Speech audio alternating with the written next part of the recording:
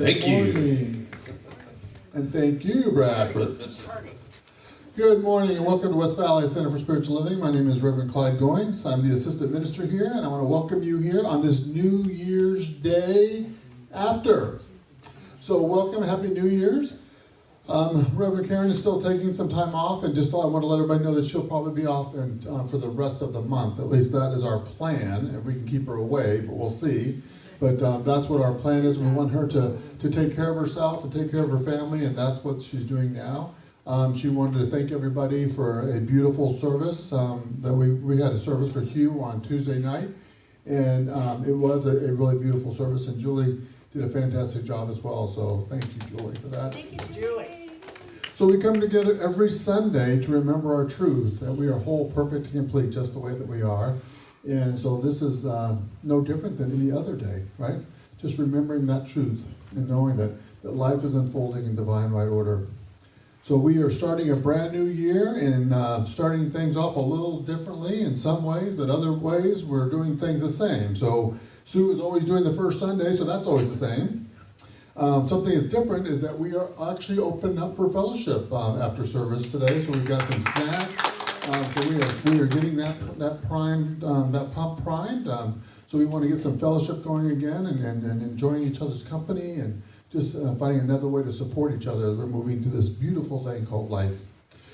So as we are moving into the service, let's go ahead and read our vision statement together. We are a loving, joy-filled community, honoring the many paths to God as we learn and live the science mind principles. And so it is. So just sit back, relax, allow yourself to get filled up with that love that's in this present place right here, right now, and open up your hearts and minds for the Bradford's beautiful message and Bradford's beautiful music and Sue's beautiful message. Thank you.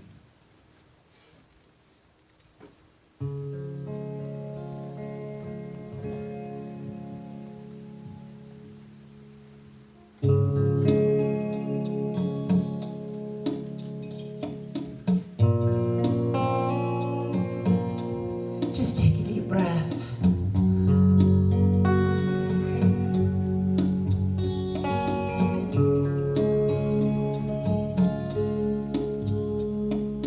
I will make a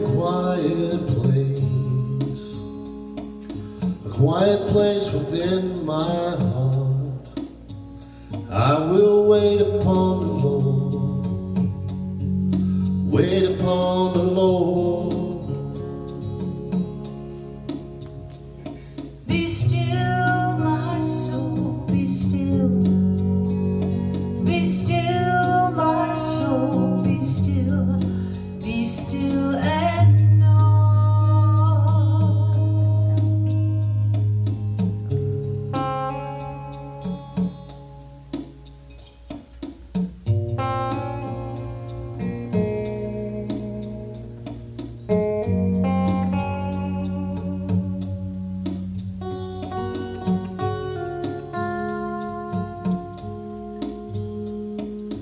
I will make a quiet place within my mind, and I will wait upon the Lord, wait upon the Lord. Be still, my soul, be still.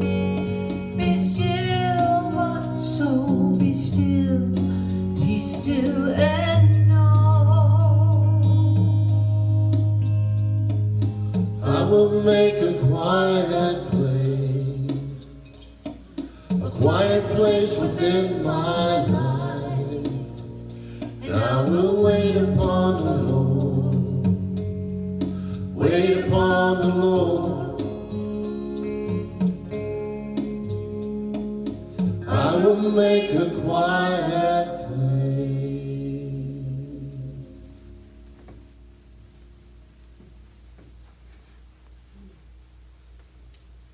As we usher in this new year, this year of time and space, there is an essence about us, that divine indwelling, abiding presence, the essence of who you truly are, that is beyond this time and space.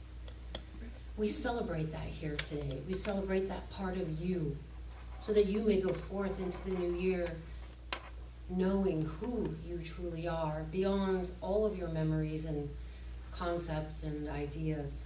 That this is truly what God is the livingness of the day. And we celebrate my dear friend Sue today as she delivers this most auspicious talk, as she always does. And the Bradfords, as their music touches our heart and rings true to those beautifully colored chakras inside of us that express God on a daily basis. That this is who we truly are, and this is the love that we wish to be in the world. Be the beauty, be the love, be the God that you truly are. That I wish for you beauty, love, joy, for all of us here and for myself included. And we know these words ring true. We know that we are all of that and so much more. We know that we can settle into this peace at any time of the day, night, evening, whatever that may be for you. Love is abound and present, and so it is. Today I'm reading from the book You Were Never Broken, Poems by Jeff Foster. This is the Sacred Lotus. Oh, our innocent, tender hearts, our tender, innocent hearts. We open, we close, we open. Like the sacred lotus in the warmth of the sun, like the ocean's tides going in and out. The goal is not to stay open all of the time, to shame the closing, to attack ourselves when we are less than what we would be. The goal, there is no goal except the looking, the seeing itself, the willingness to turn towards our experience. Come out of the narrative of time and turn towards the present tenderness. Drench our aching hearts with attention. Saturate our closed hearts with understanding. Illuminate the painful moments in the brilliant light of awareness. Not to fix, but to come closer. Not to transform, but to transmit. To transmit all our love, all our kindness into what is here. Like a mother holding her newborn, like a lover holding her beloved, like God holding her creation with such reverence. The God within you is the love in which you seek. Namaskar. Take that in just for a few moments. And so it is.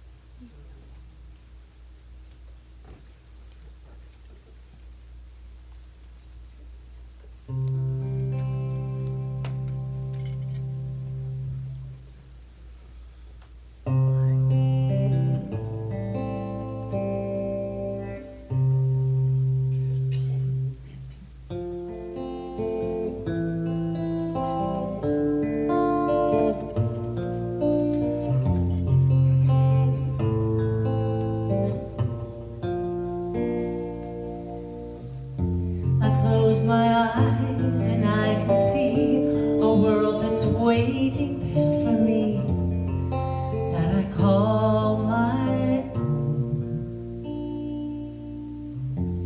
Through the dark, through the door, through where no one's been before, but it feels like home. They can say it all sounds crazy. They can say I've lost my mind. I don't care, so call me crazy. We can live in a world that we design. 'Cause every night I lie in bed, the brightest colors fill my head. A million dreams are keeping me awake. I think of what the world could be, a vision of the one I see. A million dreams is all it's gonna take. a million dreams for the world we're gonna make.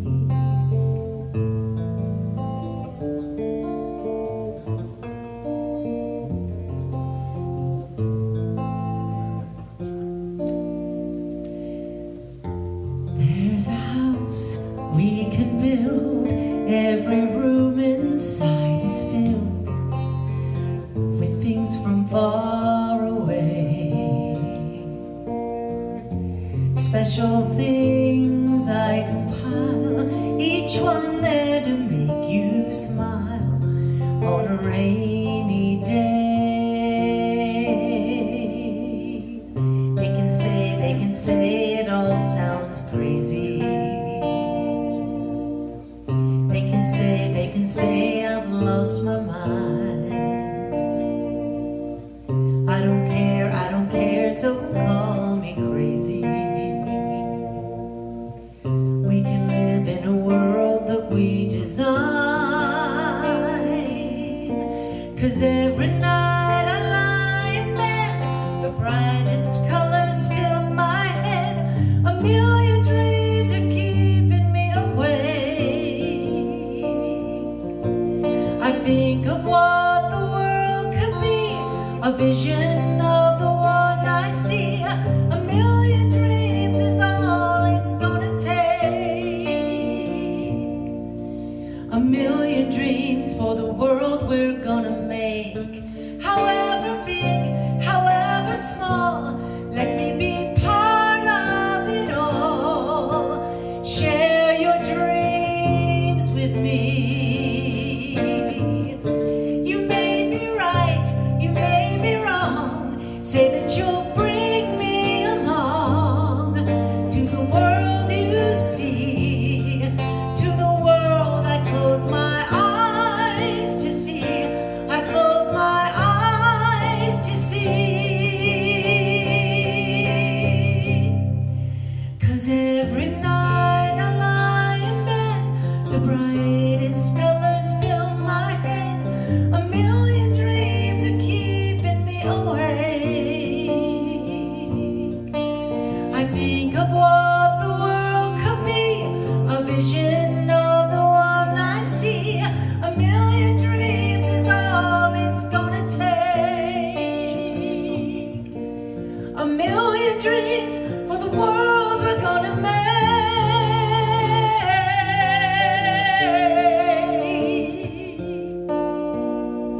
For the world we're gonna make.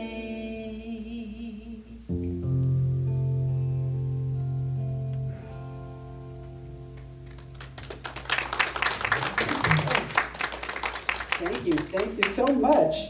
I asked them specially to do that. They learned it for Clyde's ordination, but it's a beautiful song for me to think about as we start the year. That this is a time of year, I love being able to take the experiences that the world is already shouting at us for a holiday that it frequently is, and allow us to make our own personal spin on it.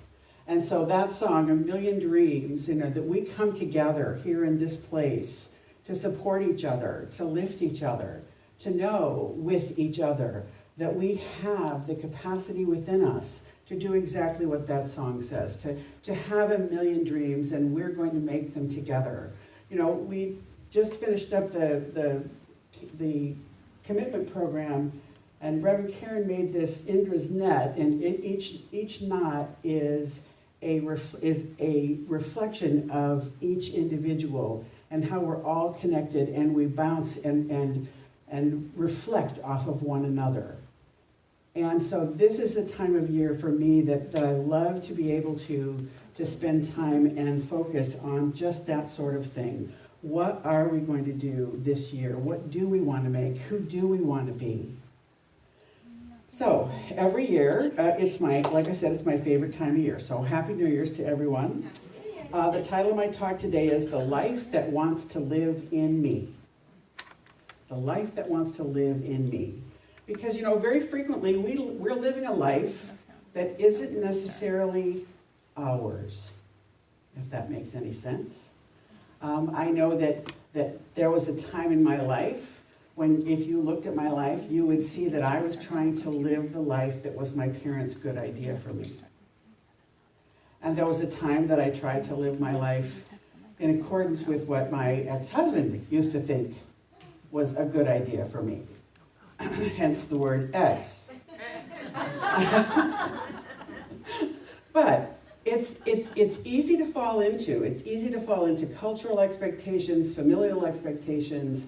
It's really easy to lose sight of the fact that we are self-determined, that we get to choose. That's my favorite thing about this teaching. We get to choose.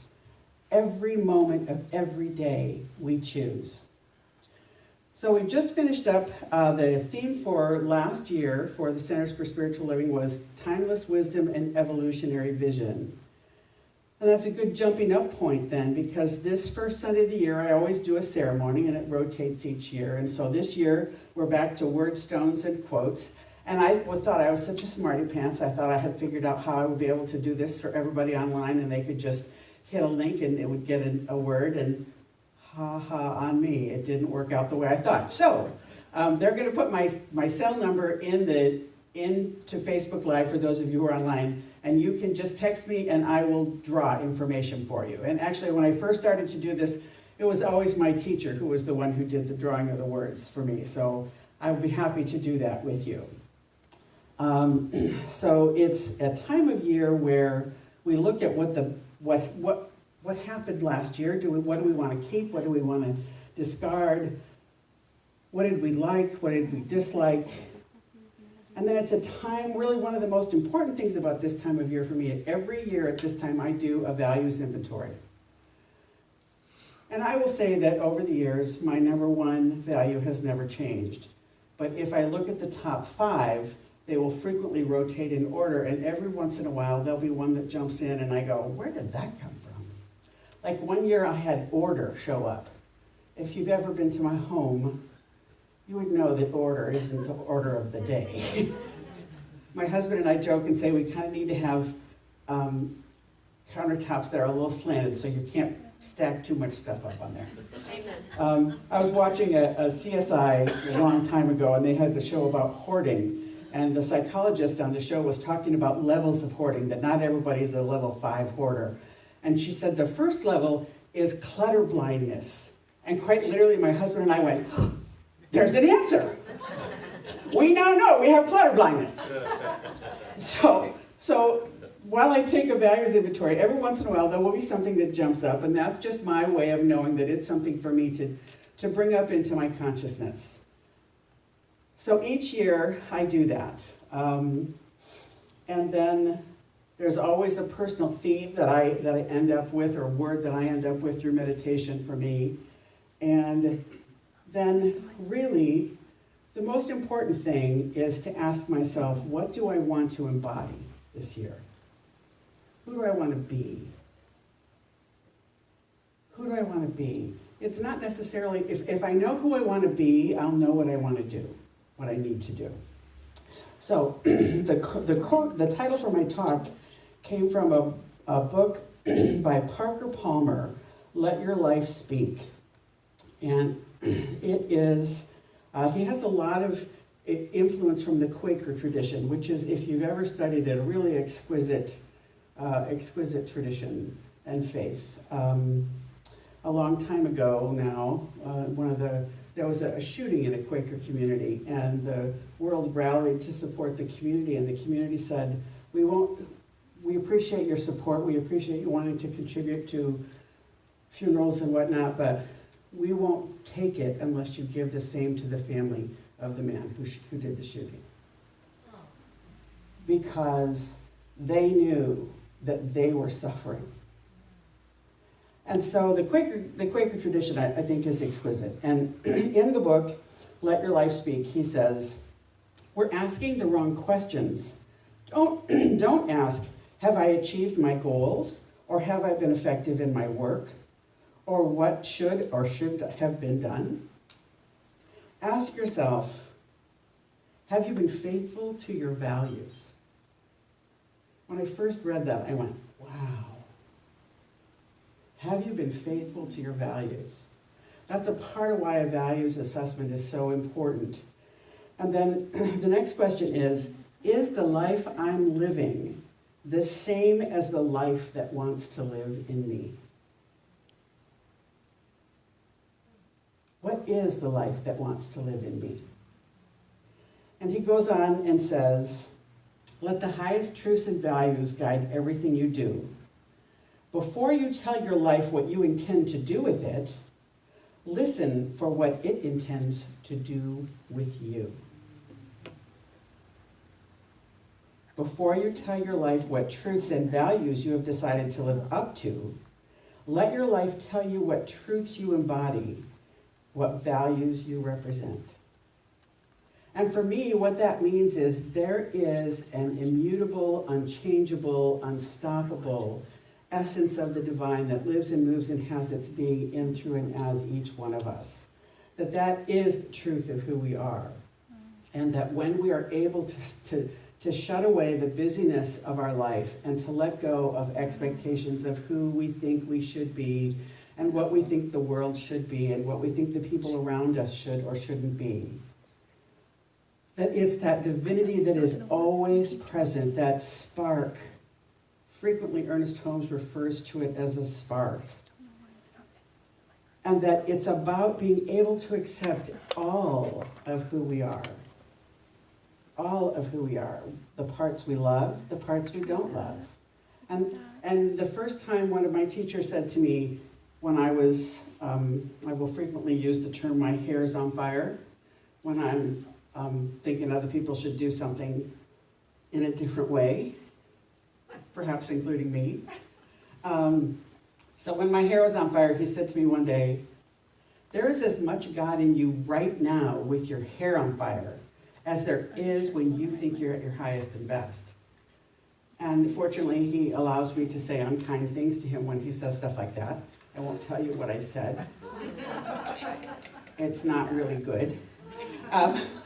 But the point he was making, and it was a very hard one for me to digest, is that that is what there is no place where God is not means. That even when my hair's on fire, even when I am behaving in a manner that isn't my highest and best, that isn't one that I'd want to post on Facebook and say, yippee, I did this today. It's still God in me at that moment in that activity. One of my favorite books right now is a book by Gregory Boyle, Father Gregory Boyle, the founder of Homeboy Industries. It's called The Whole Language, The Power of Extravagant Tenderness. And he talks a lot in this book about mysticism, and that mysticism is really having only seeing wholeness and only seeing one God, only seeing the God that is love. And at one point in the book, he says something to the effect of, that really is the only word, love. That it is about learning to see love and wholeness, to see the wholeness in each of us, regardless of what's happening on the outside, which is amazing from a man who has worked for the last 40 years in the largest gang reentry and prison reentry program in the world. And he has said, at one point, one of the people who work with him now, a homeboy, said, we see people's hearts until they can see their own. And then they can go into the world and see the hearts of others. That's the wholeness. And he has also said, I have done many funerals where I have done the funeral for someone that I love who was killed by someone that I love. In Homeboy Industries, he has when he first started with a bakery, and he used to say, there's no greater equalizer than a hairnet, because two rival gang members might be working right next to each other in the bakery wearing a hairnet. So it's really about looking at ourselves from a perspective of wholeness. Can we see that divinity in us as fully present? And when we do, it's easier to let go of all of those preconceived ideas and other ideas about what God is in us. So Wendy Craig Purcell, I talk about this book all the time, one of my favorite books if you're a journaler. Ask yourself this. And one of the many questions that I go to often is, how big is your God? And how much time do you give God to work it out? Sometimes my God is bigger than others, and sometimes I'll give him longer than others. Sometimes it's 10 seconds, sometimes it's a heartbeat, and sometimes it's quite a while. But how big is your God? And Ernest Holmes, when he's talking about that divine that dwells within us, in this thing called you, he says, the wick of your individual life runs deep into the oil of pure being. There is but life, and that life is your life now. And we talk about that a lot. He also says, from a book called Ideas of Power, now suppose there were at the center of the being of each one of us a clear channel to the infinite, which is forever pouring out through us in a unique way, because it never does two things alike, nor does it ever repeat itself. Somewhere at the center of our being, should we properly use it, we would be that thing we would all like to be. We would be that thing we would all like to be. This would influence our environment. It wouldn't be an influence that dominates people or controls them, but it would be an influence that would irresistibly bring back from most people a very great affection, a very great love. It's at the center of our being. It can't be changed or stopped. And so when we look at the divine that's in us, we really do have to look and say, how big is your God? How big is that divine energy? Whatever term you choose to use, universe, spirit, energy, whatever it may be, how big is that? Because Greg Boyle also talks about the fact that we settle for what he refers to sometimes as a puny God. That we settle for a God that we think we have or deserve, as opposed to the one that's really there. He's very funny as he talks about in this book about mysticism and the concept of wholeness versus a judgmental God. He says, how could we have gotten this so wrong?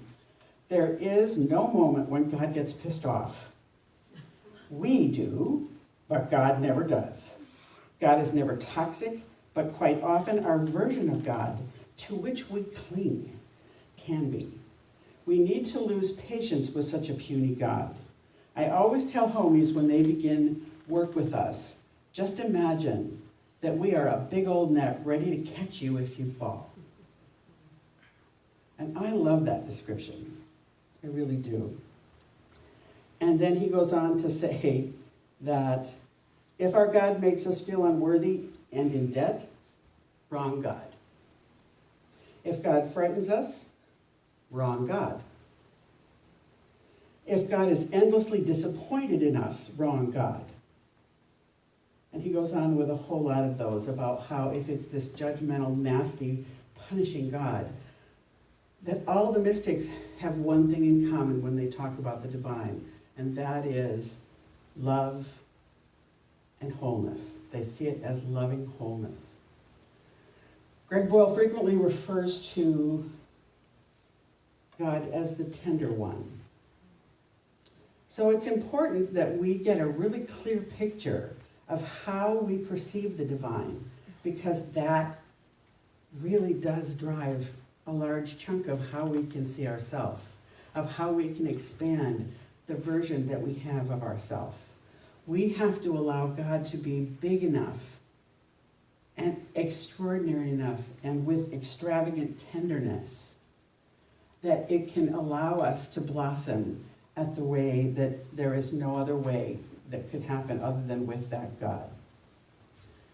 So this year, Centers for Spiritual Living has a theme of living everyday wonder. And because I'm a dictionary person, wonder is defined as the feeling of surprise mingled with admiration caused by something beautiful, unexpected, unfamiliar, or inexplicable. And then 2 more versions of basically the same thing. Something or someone that is very surprising, beautiful, and amazing. A feeling caused by seeing something that is very surprising, beautiful, and amazing. A cause of astonishment or admiration. But the verb is the one that I like. A desire to be curious to know something. I think that if we could just have one thing, at least for me, if I could just keep one thing in the forefront of my mind, if I could be curious, that makes a huge difference. Pema Chodron talks a lot about when she's up against something that's frightening or upsetting, that is not how we'd like it to be, that her response is to be curious. I wonder what that's about. I wonder what's underneath that. I wonder what the thorn inside is on that. So, as I move forward through this year, curiosity, when I did my values assessment, curiosity is usually maybe 4 or 5, and it popped up to number 2 this year. And there's a whole process that I go through to sort of figure out how they prioritize themselves. But I think that that's an important one to have because we still are in this liminal season. The liminal season is that period of time that liminal is defined as threshold. And during a right liminal stage, participants stand at the threshold between their previous way of structuring their identity, time, or community and a new way. We're still in that liminal period. When I looked back at 21, for me, I saw how much I had hoped that there would be a huge shift in 21 from 2020. And there has been shifts, but it wasn't what I'd hoped for. And I realized that we're still in this liminal period. Karen Drucker has a song called The Call of Something More. And if I had thought about it, I'd have asked, if I'd have known I was going to use this, I'd have asked you to sing it. But I didn't know till last night. And the lyrics are, there's been a storm brewing inside of me, clouds moving around my heart. Something's changing that I can't see. I'm stuck in what I know is safe, but not yet where I'm supposed to be. I feel the call of something more, the call of something I've never felt before. I feel the call of something, and I'm asking, what am I here for? They say that pain pushes till the vision pulls, and I really love that. It's a Michael Beckwith, I believe, coined that phrase. Pain pushes till the vision pulls. It feels like my safety nets have fallen down. I wish I had a map to where I go. I got this feeling deep inside that when I get there, well, I will know. And that's really the challenge of being in a liminal period. And I think the only way to get through that effectively really is to say, what life does want to live in me? What is that quality of God that's trying to express more fully in me than I ever could have imagined possible? So in that process, the questions of what do I want to embody then takes such a strong and powerful place. And if we're looking at everyday wonder, it's looking at how can we see things through that curious lens every day? And rather than making assessments about it, but to simply wonder. I wonder. There's a book, and I can't remember the name of it, it was about challenging, when people have challenges with affirmations. Somebody or other, St. John. And his solution was, because I don't know about you, I've said affirmations when I didn't have a lot of money, I am wealthy, and then the voice in my head went, and have you looked at your checking account lately? How about the bills that come in every month? I'm wealthy. When's that going to happen, and how's it going to get here? So the voice of objection was much stronger than the voice of the affirmation. And so his solution, when you butt up against something like that, is to turn it into a question. Wouldn't it be great if I live my life knowing that all my needs are always met, that I have more to give and to share, I wonder what it would feel like to have that confidence. Because when you're wondering, when you're questioning, the mind can't go, well, that's a dumb question, or if it does, that's usually the only thing it can say, and it hushes up pretty quickly, because you're just wondering,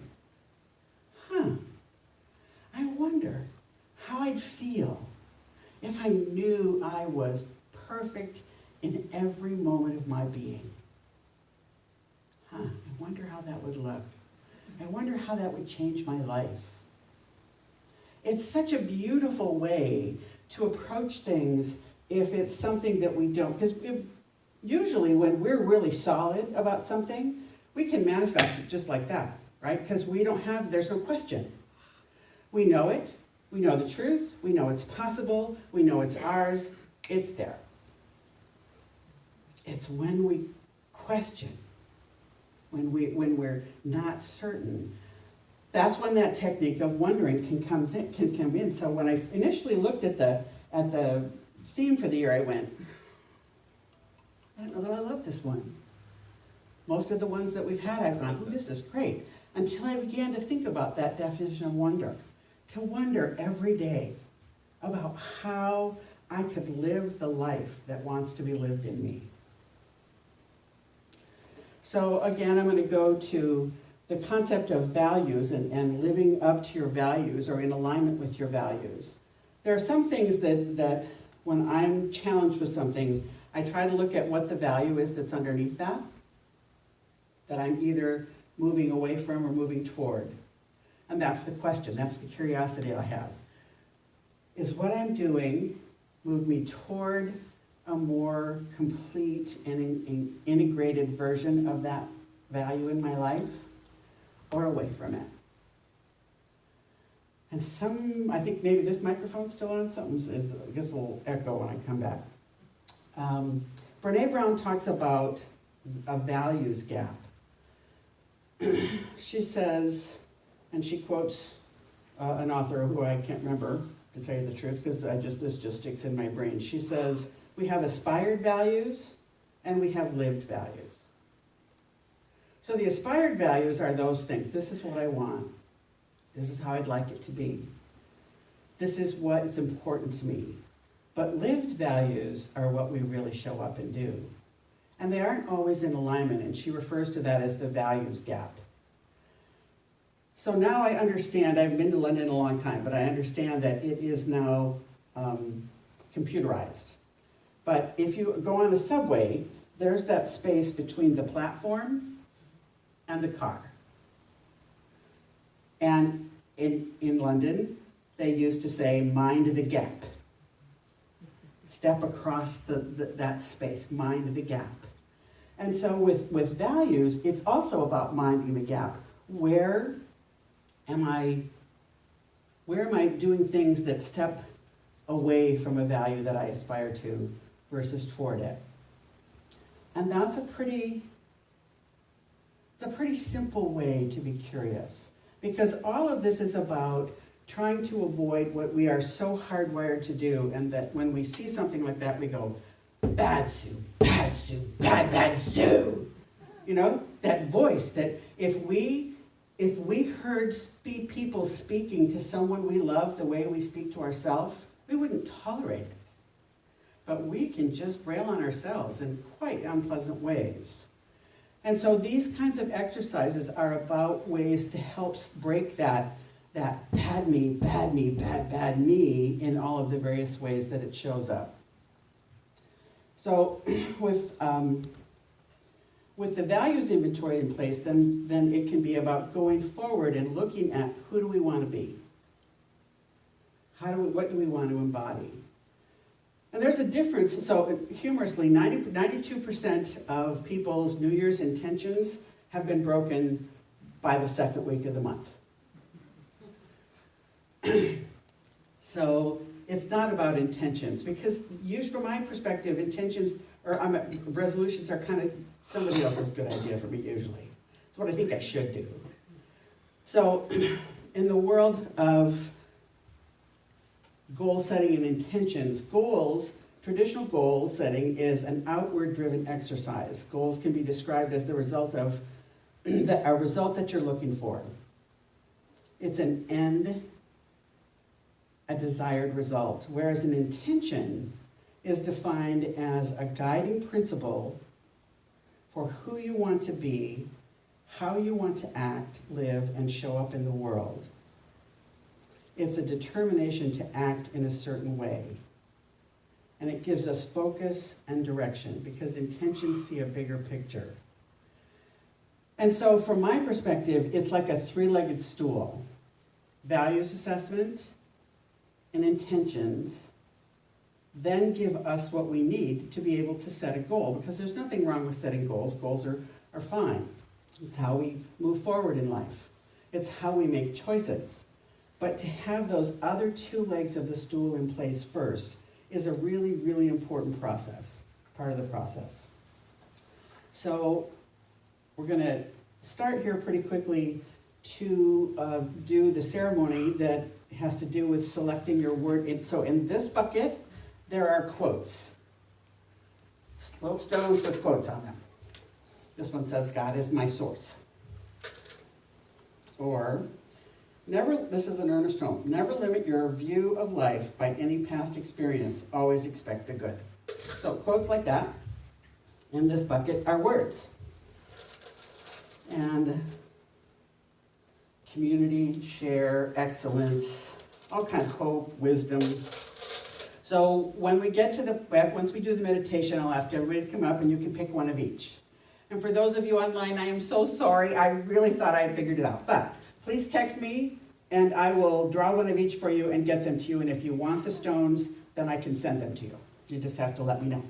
So my apologies that my great idea wasn't quite so great. Still a great idea. It's still a great idea. It's a great idea. There you go. It's a great idea. I just couldn't implement it very well. I just need a different tool. So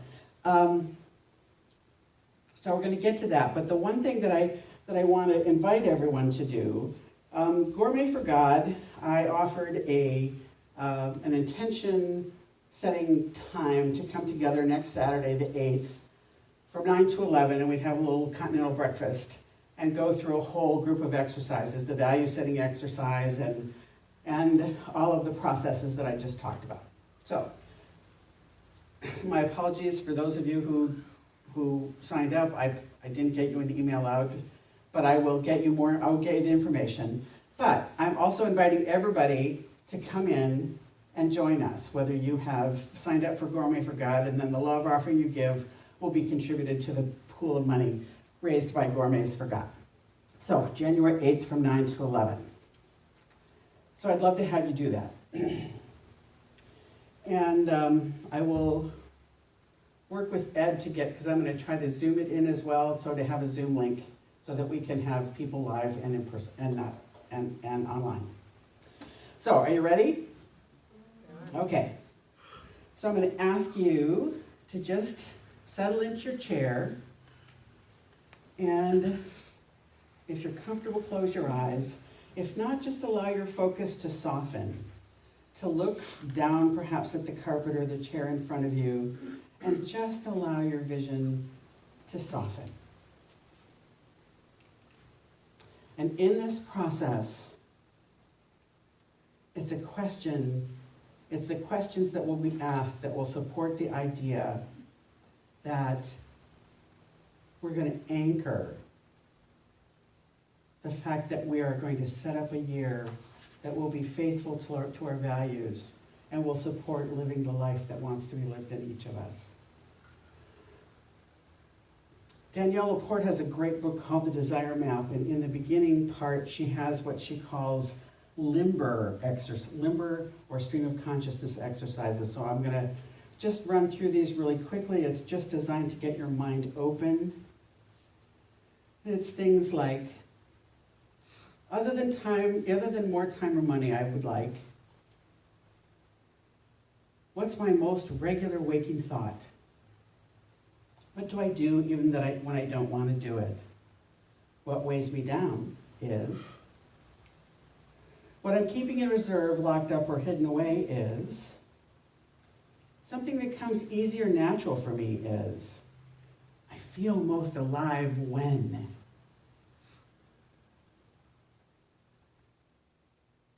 I'd like to give myself permission to be more. My joy comes from. One thing that's unique about me is. And then she talks about really looking at how you want to feel, because how you want to feel supports the process, that we respond to how we feel, not to what we think, with much more power. So how do you want to feel? If you've decided what you want to embody, how do you want to feel? How do you want to feel in your relationships? When you come into your home, when you visit with friends, when you look at your bank account, when if you're still working, when you go to work, or whatever creative expression you may have. How do you want to feel? With each intention, it's what do I want to embody, followed up by what do I want to feel? And so that's a really important question as we go through this. So this year, ask yourself that question. What do I want to feel? If I were going to have one dominant feeling, and if I could focus fiercely on that feeling, it would sort of be like a domino and take care of the rest. What would that feeling be? Frequently they reflect the quality of God, but not necessarily always. If there was one single thing you needed to do or change so that you could move into this year with a fully intentional way of saying, I am indeed going to live the life that wants to live in me. What's the single biggest challenge that you have that would make that difficult? Because we need to be clear. We need to be clear. Because we need to know where we stand before we can get to where we want to be. Ernest Holmes says we need to look a discordant fact in the face before we can turn to the truth.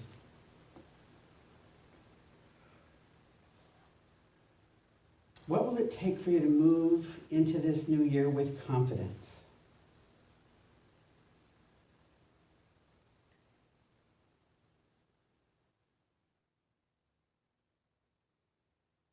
And if you think about those qualities that you want to embody and how you want to feel, what are some of the ways that you can give and share this quality with others? With the center, with the world, with the people around you? How will giving that gift make a difference in your world? And I'm not necessarily talking about, healing cancer. We're talking about our individual world. If I embody these things, how will that impact my world? Because we each impact the world in our own unique way. What desires or blessings would you like to see for your family, for your friends and your loved ones? What desires do you hold for this community? What desires do you hold for the world? Allow yourself to really see how much of a difference your showing up in the world makes. You make a difference simply because you're here. Not because of what you do, but because of who you are. And nothing about you needs to change. But the tender one is only seeing love.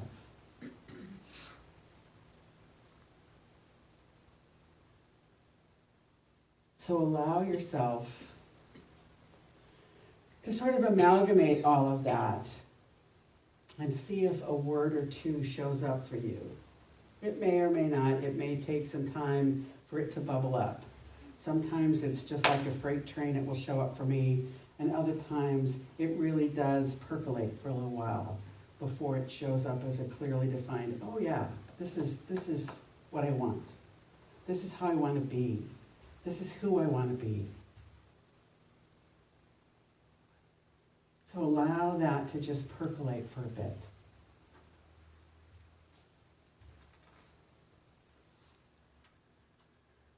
And if it comes up to a word, great. And if it doesn't, that's okay too. Just allow yourself to stay open. And then here's the last question that I'll ask you before we just come forward now and select some stones. This was a question that was really, really hard for me the first time I heard it, because I thought it was kind of stupid, truthfully. And that is, would I be willing to let go of everything in my life, even the good, if it made room for more good? And initially I thought, bird in the hand, one in the bush, I don't know. But really, this is about living the life that wants to live in you. Would you be willing to just let go and let that come out, regardless of what that letting go looked like? So, take a deep breath. When you're ready, feel free to come up, take one of each stone. Those of you online, start texting me. My phone's in the office, so it won't go ding, ding, ding, ding, ding. And I will pull one of each for you and let you know. So, have at it, folks.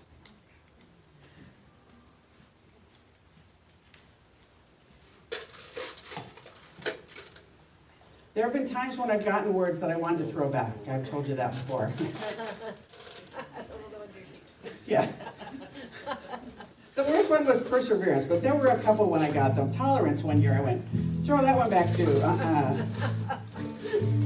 So just allow yourself to percolate on whatever it is. It may or may not be the right one for you, but it's amazing if you hold on to it, how and sit with it a little while, how easily it does come.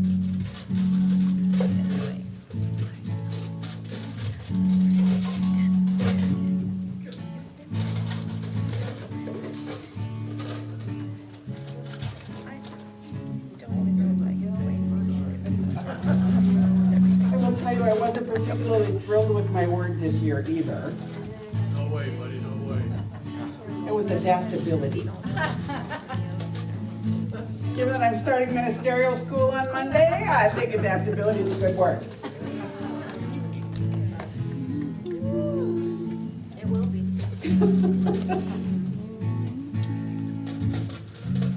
But it was one of those that I went, ooh, that seems hard, until I sat with it for a bit.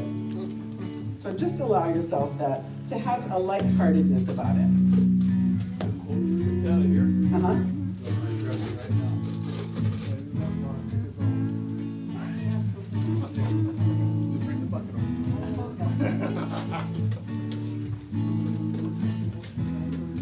9 to 11. And I'll send everybody who officially signed up an email. Want me to pick one for you?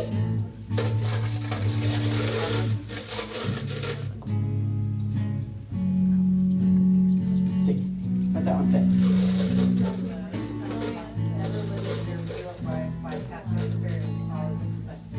There you go. Oh, yeah. Fun word.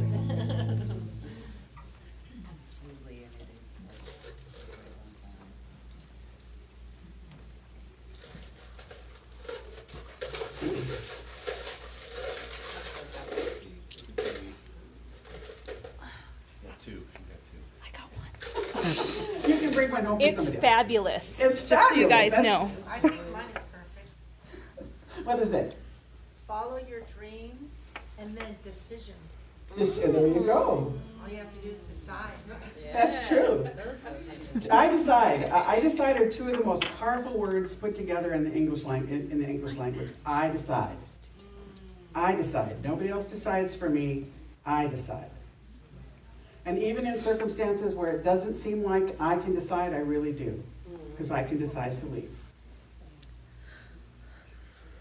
And even those who have been imprisoned will tell you that you can decide to leave even if your body stays. So, all right, so take a minute, look at your word, look at your quote, allow yourself to let them percolate a little bit. And if it feels like it works for you, great. If not, I will encourage you to hang on to it and put it somewhere where you can see it and see if it doesn't kind of work its way into your life, because it usually does for me. And I think that it comes from having an open heart and an open mind that says, I am willing to open my life to live the life that wants to live in me. And that is my ultimate wish for you all this year. So thank you. Let's take a minute and anchor that all in prayer. So right here, right now, in the presence and the activity of that incredible sweet spirit that is pure peace and joy, love, happiness, harmony, tenderness, kindness, compassion, health, well-being, prosperity, abundance, so much more. That every quality of God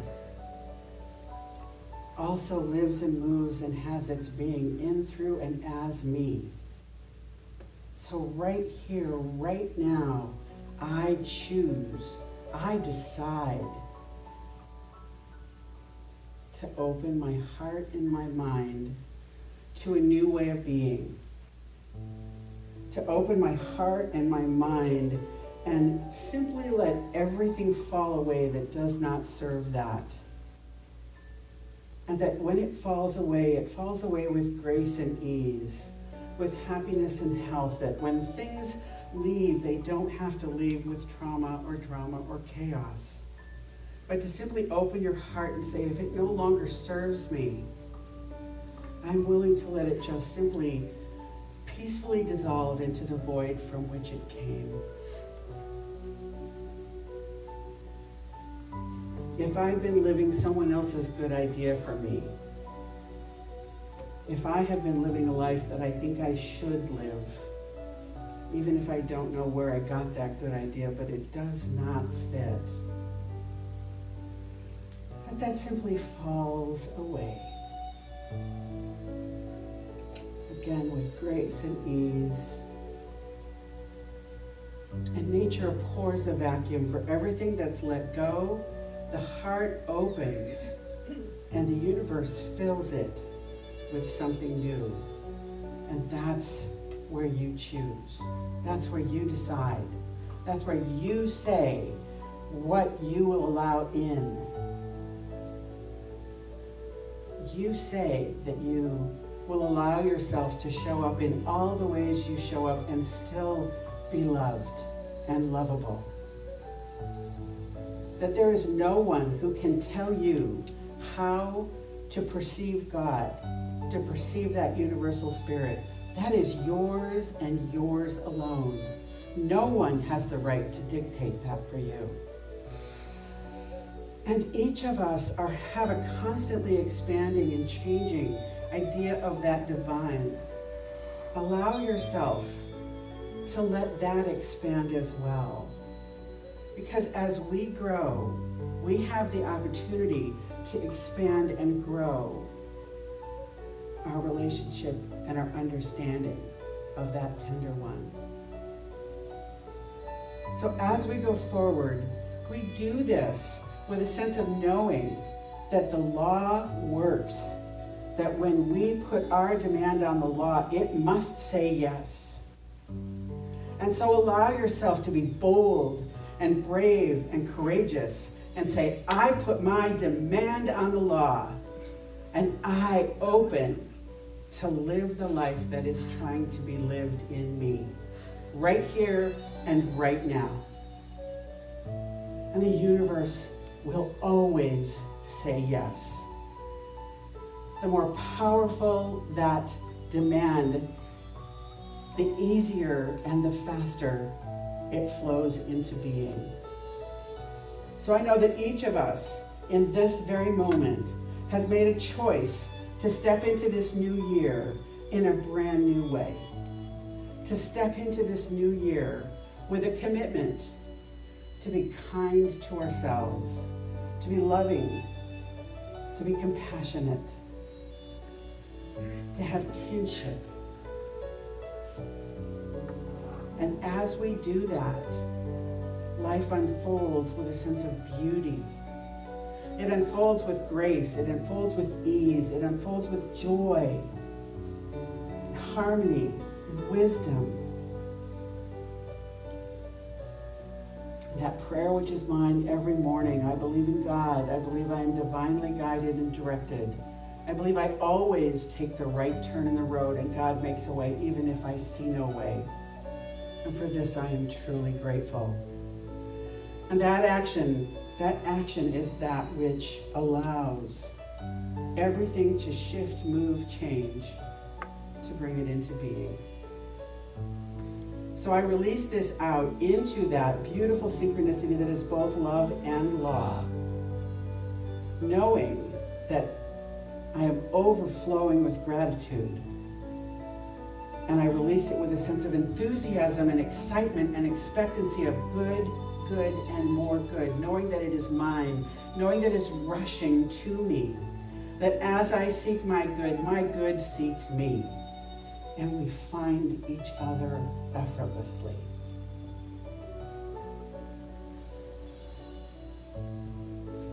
And so we come together and say, and so it is. Thank you, everybody. I hope to see you on Saturday. If not, enjoy. Grateful, grateful, grateful for all the love that I am so grateful, grateful, grateful for all the love that I have. Everywhere I look and every face I see is love reflected shining back to me. I just give thanks for all these simple things, the joy and peace that gratitude brings. That's why I'm grateful, grateful, grateful for all the love that I am so grateful, grateful, grateful for all the love that I've had. Oh, thank you, Bradford, and thank you for singing that song this morning, one of my all-time favorite songs, A Million Dreams.